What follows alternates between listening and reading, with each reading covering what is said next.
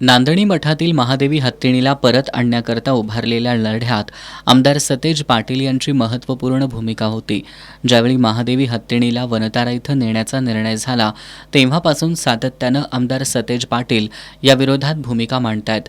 महादेवीला परत आणण्यासाठी गुगलच्या माध्यमातून जमा करण्यात आलेले 2 लाखाहून अधिक अर्ज आमदार सतेज पाटील यांनी राष्ट्रपतींकडे पाठवले होते.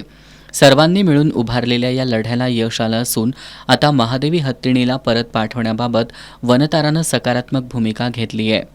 यानंतर आज नांदणी गावातील ग्रामस्थांनी आमदार सतेज पाटील यांची अजिंक्यतारा कार्यालयावर सायंकाळी भेट घेतली आणि त्यांचे आभार मानले. महादेवीला परत आणण्यासाठी आमदार सतेज पाटील यांनी सातत्यानं जी भूमिका मांडली त्याचंच हे यश असल्याच्या भावना यावेळी नांदणीकरांनी व्यक्त केल्या. यावेळी दत्त कारखान्याचे संचालक शंकर पाटील, अण्णासो पाटील, नांदणी ग्रामपंचायत सदस्या शीतल उपाध्ये, दीपक कांबळे, महावीर खंजिरे, माजी उपसरपंच महेश परीट, शुभम अनुसे, विनायक चौगुले, सत्तार पटेल, संकेत काळे, मानतेश जुगळे यांच्यासह नांदणी ग्रामस्थ उपस्थित होते.